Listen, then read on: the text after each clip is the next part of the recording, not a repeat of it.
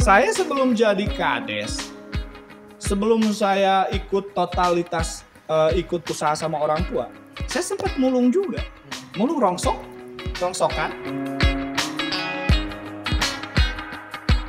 Saya waktu calon pilkades itu dicalonkan orang, gak mungkin.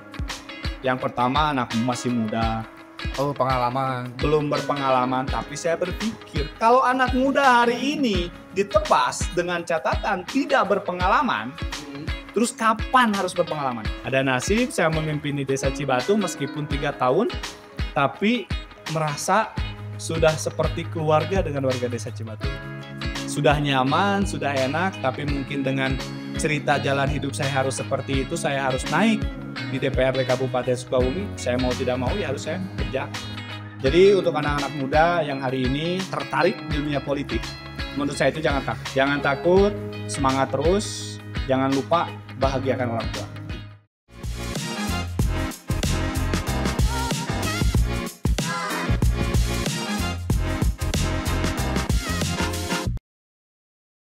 Assalamualaikum warahmatullahi wabarakatuh. Updaters, kembali lagi bersama saya Mufi Muhammad Nur di acara podcast catatan wakil rakyat sukabumi-update.com. Dan saat ini saya sudah berada di Cafe Payun Bumi, tepatnya di wilayah Cigolang, Kecamatan Cisaat, Kabupaten Sukabumi. Dan di sebelah kiri saya sudah ada anggota Komisi 4 DPRD Kabupaten Sukabumi, Kang Sandy Maulana. Kang, apa kabar? Alhamdulillah, semoga sehat semuanya. Ya, alhamdulillah ya. Siap. Kang, kita pengen ngobrol-ngobrol santai aja. Siap. Mungkin yang pertama pengen kita tanyain itu soal kesibukan di Komisi 4. Kemarin dengar-dengar lagi sibuk ngurusin Pongli, Kang. Itu gimana, Kang? Ya, alhamdulillah kemarin sebagai mitra Disnaker Tran juga, kami di Komisi 4 memang banyak masukan dari masyarakat. Terkait ada beberapa perusahaan yang bisa dibilang nakal lah gitu kan. Bandel. Bandel lah gitu kan. Ketika masuk itu harus membayar. Udah susah cari kerja, harus bayar lagi. Iya. Nah, kami di situ banyak masukan dari masyarakat. Alhamdulillah kami beberapa kali memanggil perusahaan-perusahaan tersebut. Yang berujung akhir-akhirnya kami melaporkan ke Saber Pungli. Oke. Jadi di bulan kemarin lah kami sudah melaporkan di Saber Pungli. Dengar-dengar udah ada berapa langkah juga sampai sidak ke pabriknya. Ya, kami hampir 3 atau 4 kali sidak ke perusahaan yang dikatakan tanda kutip nakal lah sepertinya. Kami beberapa kali juga ke sana di Komisi 4 sudah menerima atensi dari masyarakat juga. Alhamdulillah sudah kami tindak lanjut. Cuman kita kembalikan lagi nanti di kebijakan pemerintah daerah. Oke. Intinya untuk di DPRD sendiri ya, updaters, penanganan isu pungli ini sudah dilakukan sesuai dengan tugas dan kewenangan gitu mungkin Betul ya. sekali, betul Dan sekali. dengan berakhir di laporan di Saber Pungli. Saber Pungli ya. Saber Pungli. Nanti kita tunggu juga hasil dari upaya di Saber Pungli gimana. Mungkin nanti akan ada update lagi. Siap. Mudah-mudahan lancar. Kang Sandy ini sekarang dikenal sebagai anggota DPRD dari fraksi Partai Demokrasi Indonesia Perjuangan PDIP, Kang ya. Ya. Sebelumnya juga punya jabatan politik juga di Desa Cisaat sebagai Kades Di Desa Cibatu. Cibatu. Kecamatan Cisaat. Iya, Kades Cibatu, Kecamatan Cisaat. Periode 2019 Kang ya. Saya angkatan 2019. Angkatan 2019, cuman saya tidak sampai full. Nih. Jadi cuman 3 tahun. Oh iya. 3 tahun ada perhelatan pileg. Nah, harus itu Mengundurkan diri. diri. Jadi Alhamdulillah sekarang saya duduk di DPRD Kabupaten Sukabumi. Nah. Dari fraksi PD Perjuangan. Kang, kita pengen tahu nih, mengulas perjalanan hidup Siap. Akang sebelum masuk dunia politik nih. Akang masa kecil itu di Desa Cibatu juga, itu Di seperti Desa apa? Cibatu. Seperti apa, Kang? Boleh diceritain nih? Saya SD di SDN Cibatu 1. Di SDN Cibatu 1, terus ke MTS Yasti Cisaat. Ya. MTS Yasti, setelah di MTS Yasti saya di STM. Saya cuma lulusan STM. STM negeri. STM SMK Negeri 1 Cibadak. Oh, iya. Yang kita kenal itu SMK Pertanian. Ya. Nah, saya di situ. Ya alhamdulillah setelah keluar sekolah karena memang orang tua pengrajin, ya namanya orang Cibatu, nah pengrajin logam. Ijazah saya itu dikeluarkan itu ketika mau daftar kades. Jadi dari keluar sekolah itu saya belum pernah mengeluarkan ijazah sekalipun. Jadi saya belum pernah mendaftar ke pabrik manapun. Karena memang orang tua di bidang pengecoran logam, pengrajin home industry. Mau tidak mau kami di Cibatu daripada kerja kemana-mana susah nyari kerja, ya ikut aja. Berjalan ikut orang tua, ya alhamdulillah nikah. Setelah nikah baru karena memang kebutuhan ekonomi, ya saya buka sendiri. Bengkel. Kalau namanya kalau di Cibatu itu disebut gosali. Gosali ya. Disebutnya gosali. Jadi saya buka sendiri, tapi kecil di samping yang orang tua juga. Iya. Kecil-kecilan di situ saya usaha kecil-kecilan. Ya alhamdulillah lah gitu kan, punya anak. Alhamdulillah berjalan. Ya susah senang pastilah sama istri lah gitu kan. Berjalannya waktu, alhamdulillah ekonomi mulai membaik di pengrajinan logam itu.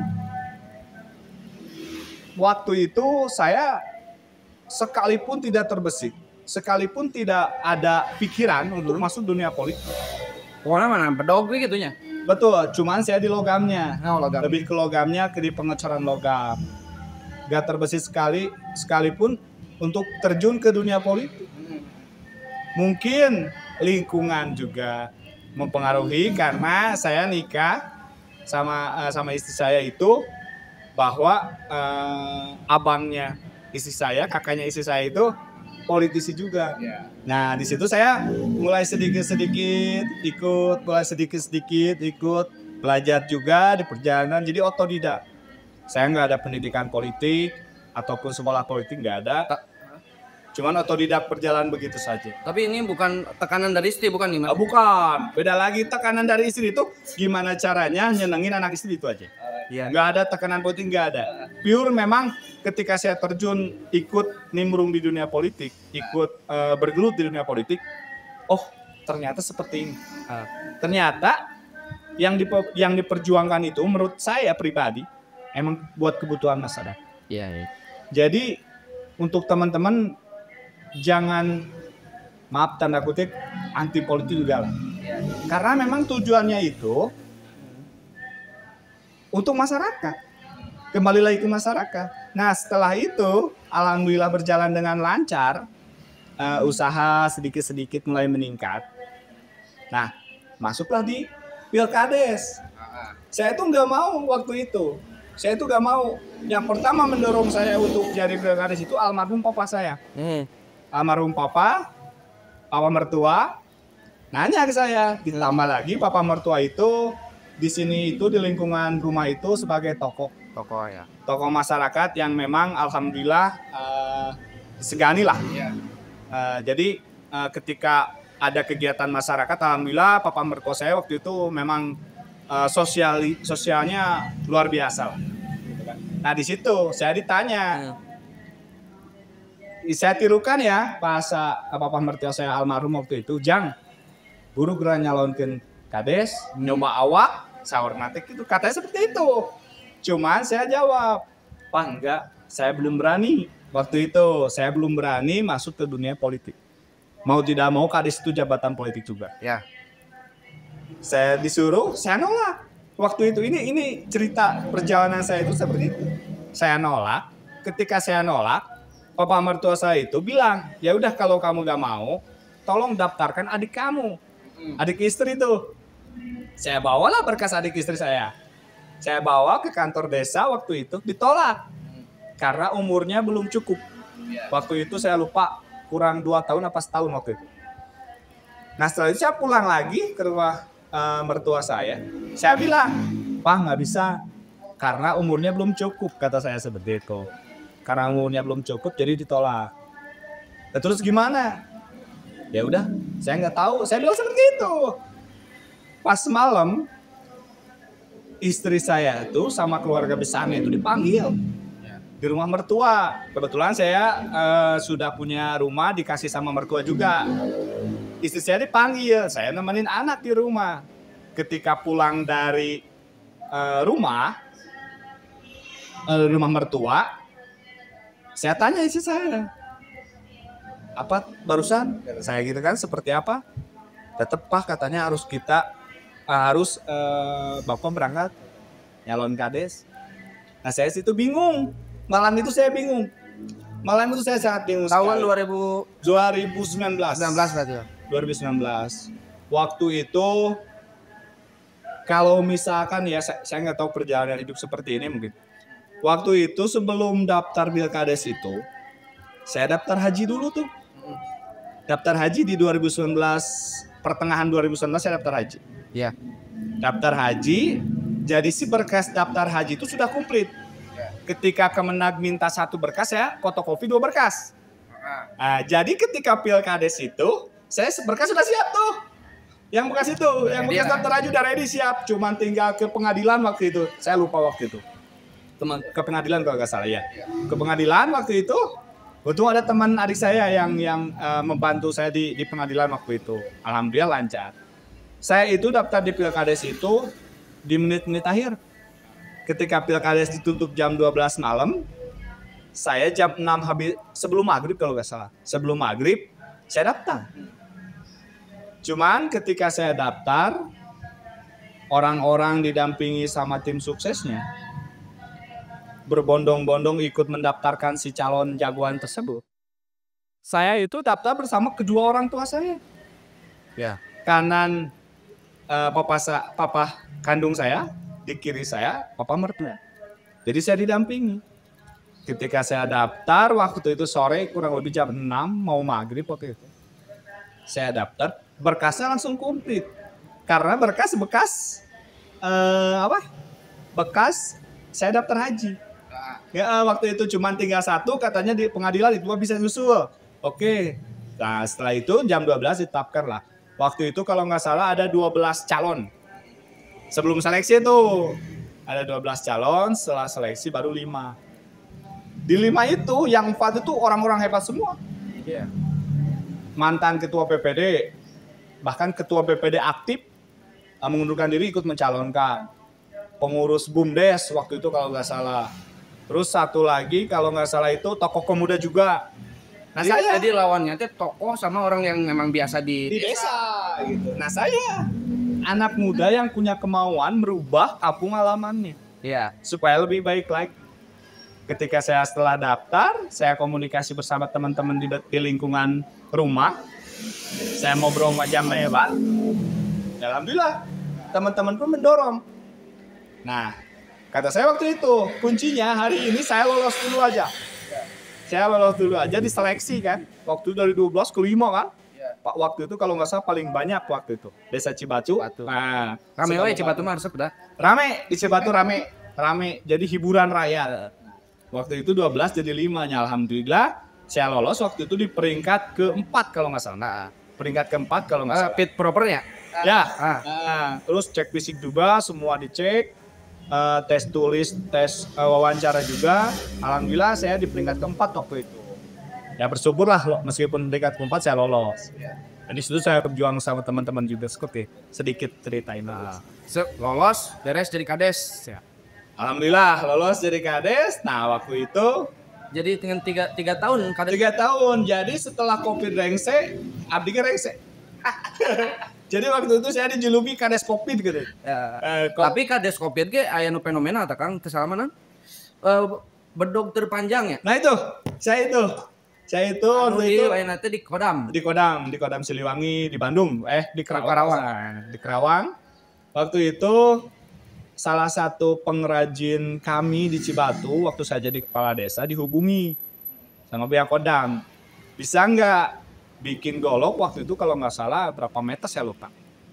Cuman ada agendanya di media sosial juga ada. Waktu dihubungi langsung datang ke desa ngobrol, Pak ini dari gini. Minta harumkan nama Cibatu Pak, pengrajin golok Cibatu. Oke, saya bantu waktu itu. Saya support ya sedikit-sedikit lah gitu kan. Saya bantu juga pendekatan bersama teman-teman yang lain lah membantu. Alhamdulillah beres. Saya pun menyaksikan diangkutnya, dibawa ke Kerawang, sudah di Kerawang diarak lagi ke Bandung.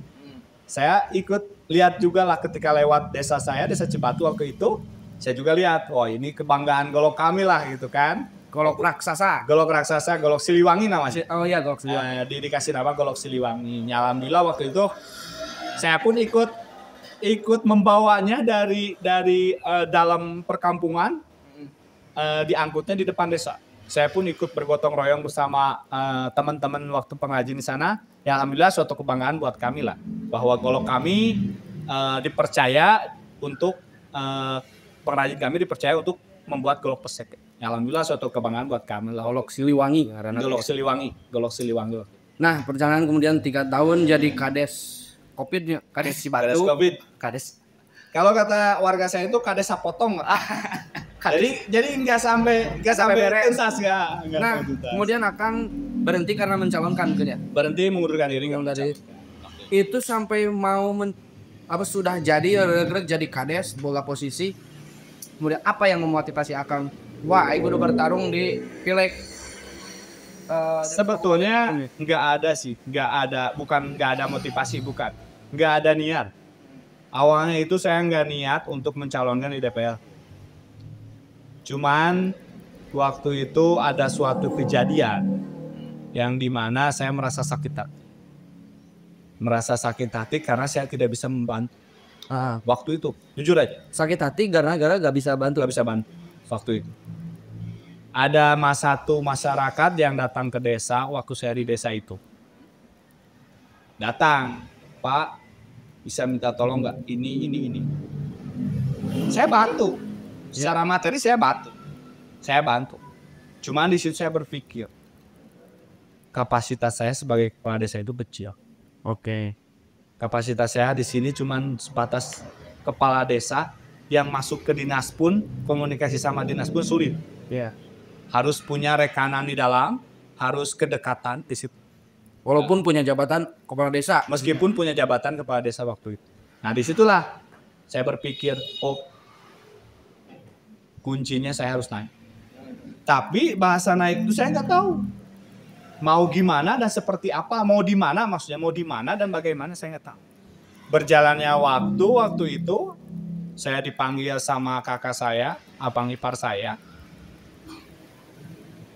Dia ngomong, saya tanggal tahun sekian, tahun depan itu pemilihan pileg, kadang. Terus gimana kata lagi? Enggak gimana banget saya jawab seperti itu, saya polos saja. Karena saya nggak ada pikiran buat mencalonkan untuk di DPR, nggak ada, sedikit pun nggak ada. Ketika berjalannya waktu, saya dipanggil kembali. Kalau misalkan ada kesempatan nyalon bagaimana? Iya. Nah, ditawarin kalau ada kesempatan nyalon bagaimana. Waktu itu saya berpikir, setelah berpikir ngobrol bersama orang tua juga, karena alhamdulillah orang tua kandung saya masih ada, tapi mertua saya, papa mertua sudah nggak ada, cuman ada ibu mertua. Nah di situ saya berpikir,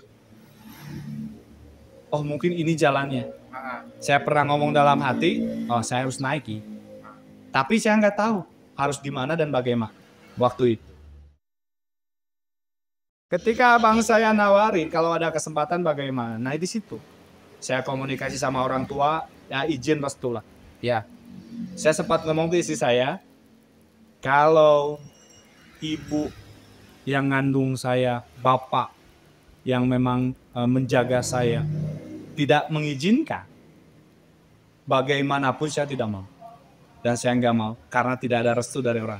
Itu kuncinya restu orang. Nah, setelah mulai saya bulat tekad saya, ngobrol lah ke orang tua.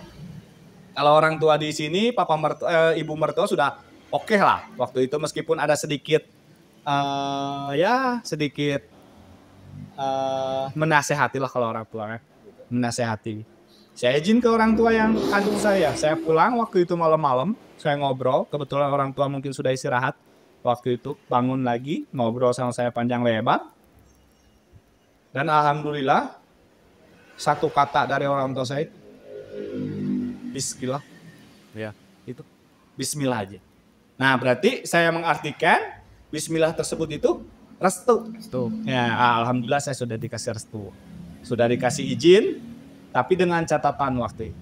Dengan catatan harus kuat tuh. Bismillah aja.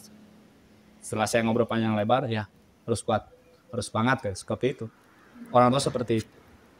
Saya minta doanya sama kedua orang tua saya, sudah beres, saya balik lagi ke rumah. Paginya baru saya ngobrol sama abang ipar waktu itu.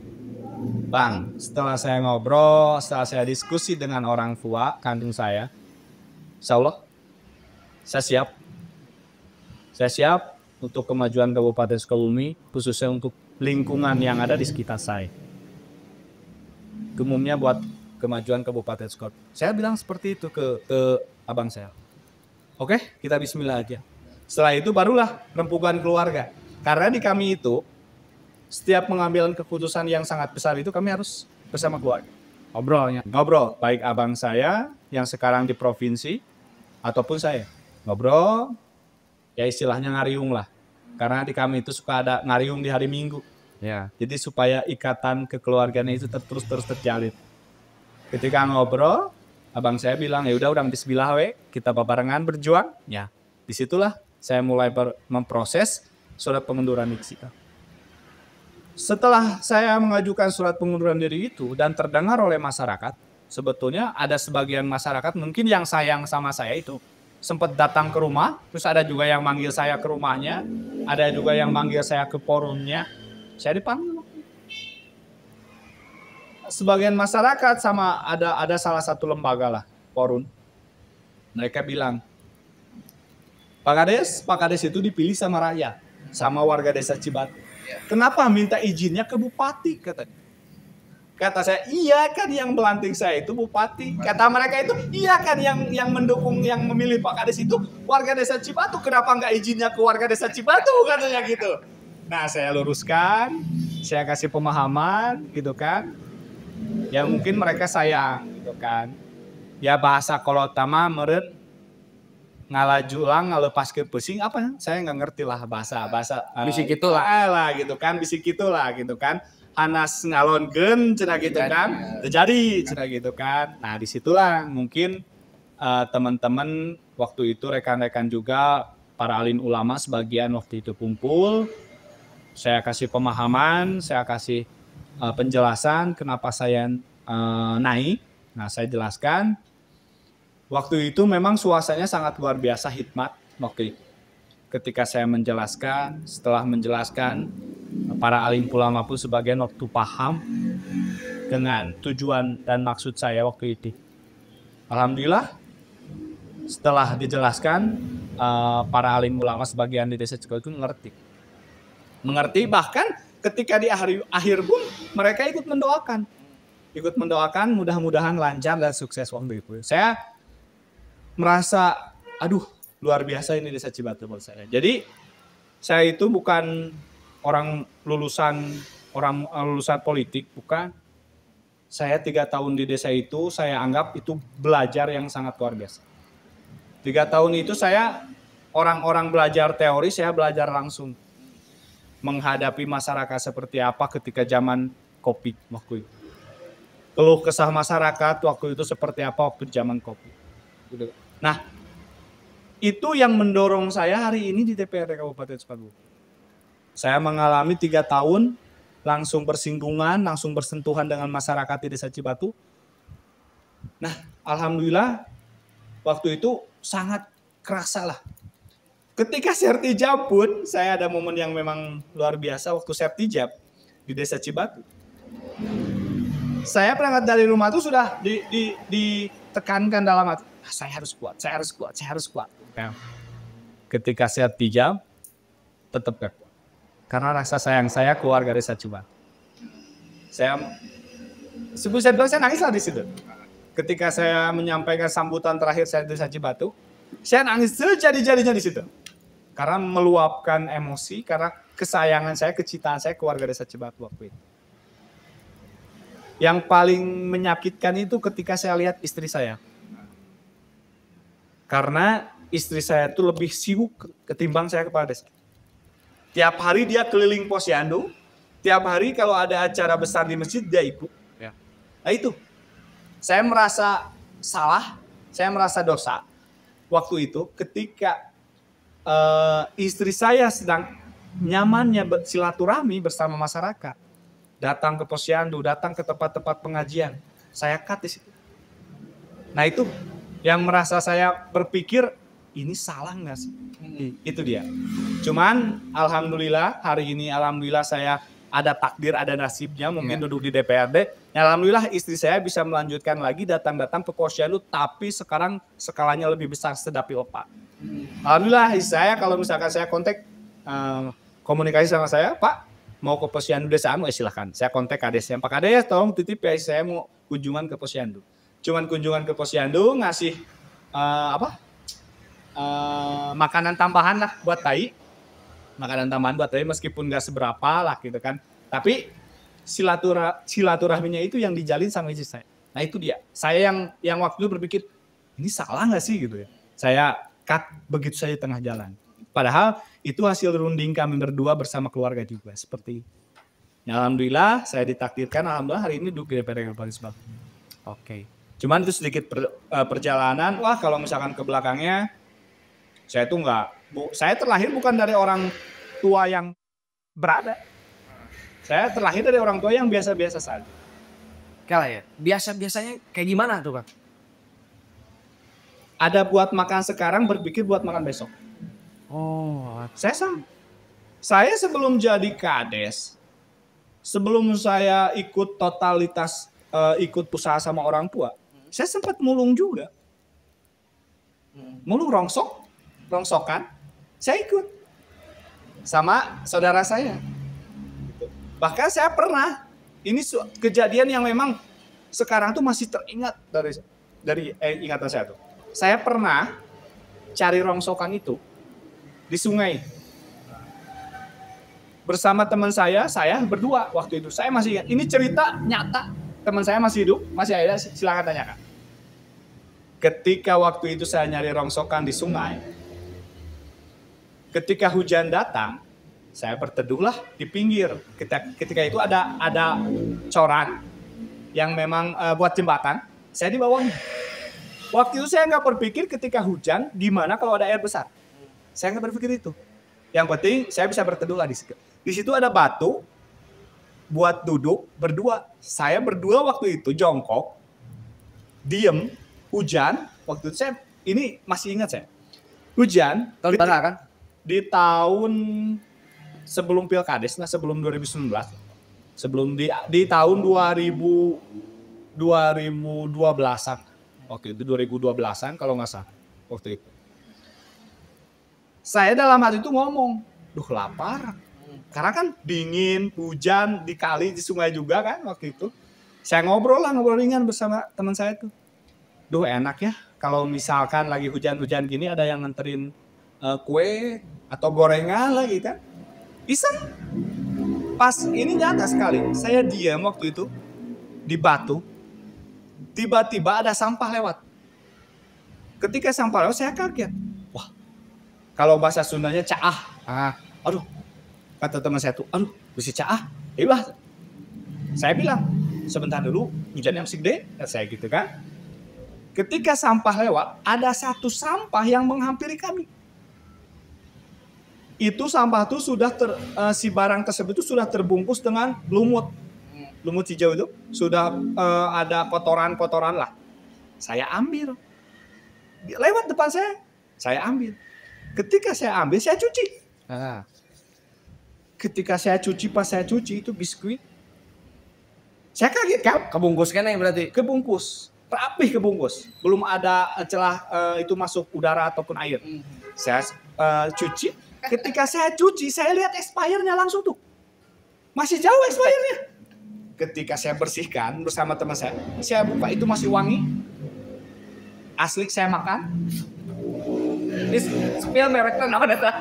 Gak saya sebut mereknya. Saya makan.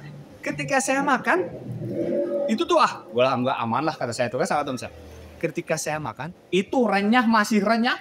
Renyah baru, Jadian unik berarti teh. asli saya. Cerita itu sama teman saya. Di Wahangan mana kan? Di Sungai Cibatu. Oh, Sungai Cibatu. Di Sungai Cibatu. Di Sungai Cibatu saya. Malahan dekat rumah saya malah. Dekat rumah malah. Dekat rumah. Saya makan. Ketika makan, kok masih renyah? Habis. Nah, satu bungkus itu, biskuit itu habis. Habis saya berdua makan. Setelah makan baru hujan reda, saya terusin. Nyari rongsokan waktu itu, besi-besi kecil di sungai waktu itu. Saya sampai seperti itu. Kang, dari perjalanan Akang barusan malah ternyata sempat mulung juga, kemudian mencalonkan kades sampai sekarang posisi Akang sekarang seperti ini.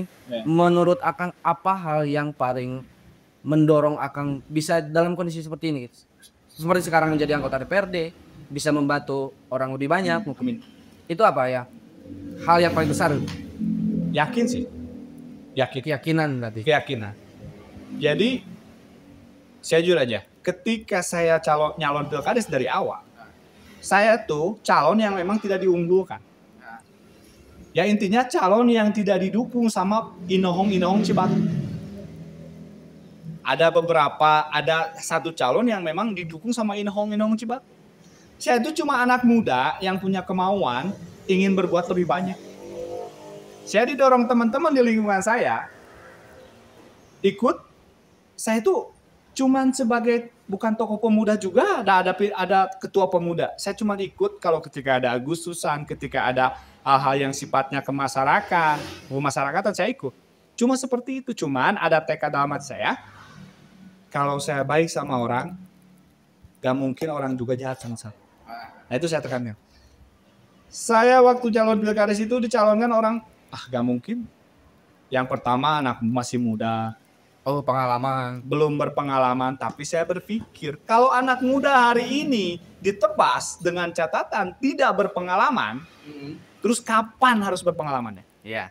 Kapan harus berpengalaman? Minimal dorong mereka untuk masuk dunia politik. Urusan menang, kalah, berhasil dan sukses atau tidaknya itu urusan lain. Yang penting mereka sudah mencoba dan disitulah mereka punya pengalaman. Iya. Kalau hari ini anak muda terus ditekan, ditebas, Kedua pengalaman. mau punya pengalaman. Iya. Di mana pengalaman? Nggak ada. Iya. Gitu. Nah disitulah saya nyalon kades, dianggap saya mau menang lah kasar nama, gitu kan. Ya alhamdulillah